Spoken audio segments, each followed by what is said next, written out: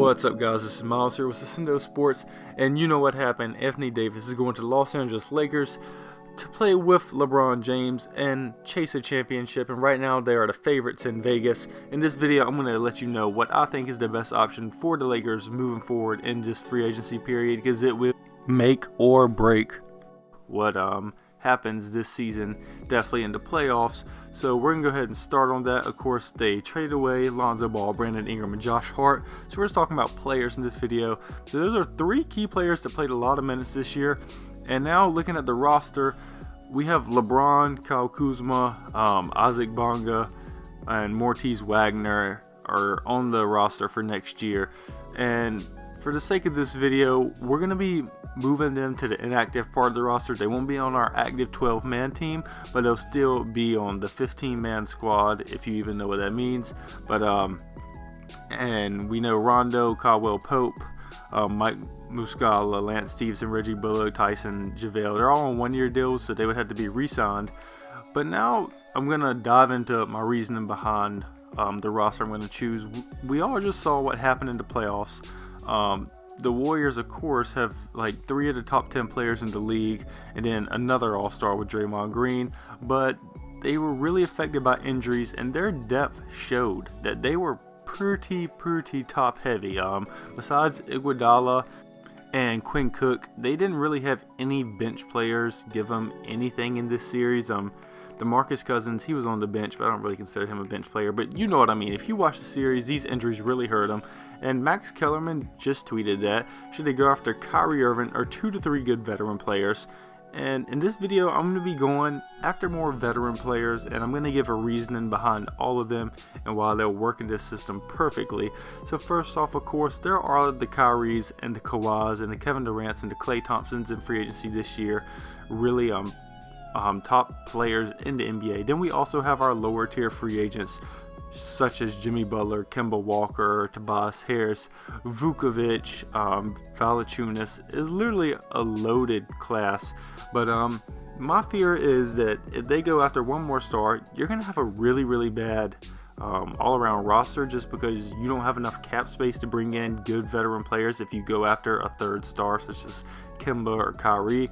And if one of those guys get hurt, or 2 of them, then it's just LeBron and Cleveland when Kyrie and Kevin were hurt all over again. So we're going to re-sign one guy, and that's going to be JaVale McGee. He played outstanding this year on the defensive side when it came to blocking shots. Not so good straight up defending, but still played really good for the value of his contract. Played 75 games, averaging 12 points and almost 8 rebounds. We're going to keep him.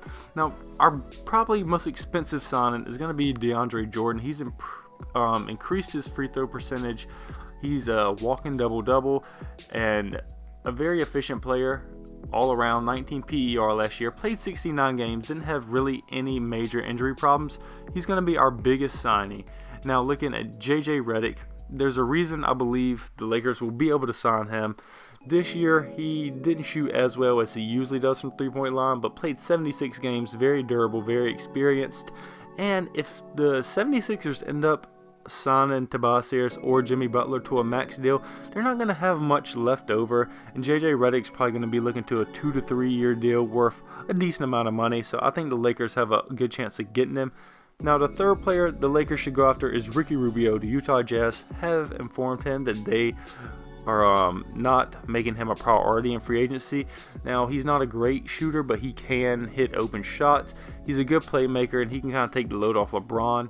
He's also been in the playoffs before and beat Oklahoma City with Russell Westbrook guarding him, dropped a triple-double on him, so he will be a nice addition. The fourth player that the Lakers should pursue is Nikola Mirotic. Now he is a guy that can stretch the floor, play the 4 and the 5. He might be one of the more expensive players that he'll have to take a little bit of a pay cut, but he'll work great with LeBron and AD. Next is Carmelo Anthony. Of course, this is my man. He needs to go to the Lakers. He needs to play with LeBron, and he needs to get a chip. He can also call ISOs, take the load off LeBron, and come off the bench. I think he'd be a really good scorer, even if he might not like that role. You can throw him in the starting lineup sometimes.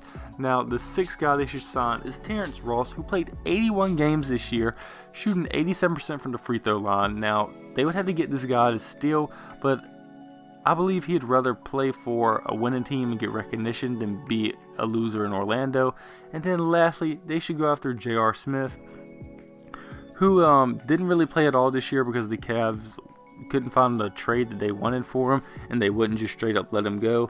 But they should pick up JR. He's experienced with both Melo and LeBron, so of course they should pick him up. So they'll have a starting lineup of Ricky Rubio, JJ Redick, LeBron, Anthony Davis, and DeAndre Jordan, with Terrence Ross coming off the bench, Josh Hart coming off the bench, J.R. Smith, Melo, Kyle Kuzma, Mirotic, and then JaVale McGee. So all around, this is going to be a pretty deep roster, a lot of experienced players.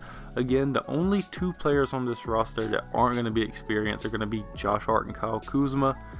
I mean, the rest of these guys are like seasoned vets, and you can get Melo and JR for pretty much veteran minimums this year, so you won't have to worry about that. JaVale McGee also pretty close to a veteran minimum, I assume.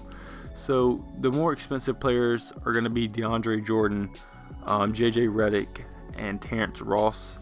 Now, DeAndre Jordan, he played in Los Angeles before, so I believe they could sign him in, get him to take a little discount to come back to LA, and definitely to play for a team that has a chance to win a championship.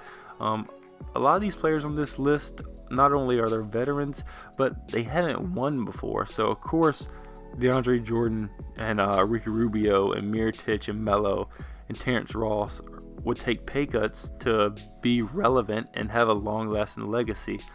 Ricky Rubio, he gets paid like $14 million, or he was getting paid $14 million this past season. He'll have to take a decent pay cut, which I think he would rather take a pay cut and play with LeBron and a winning organization this year and compete for a title than just go take like a $20 million deal at like Phoenix or Chicago.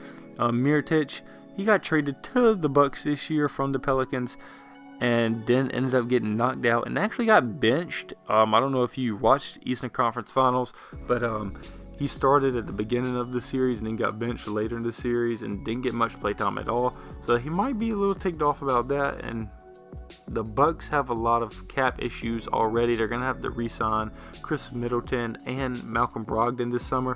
So Mirotic and Brook Lopez. So Mirotic is probably not even in their top 3 when it comes to priorities.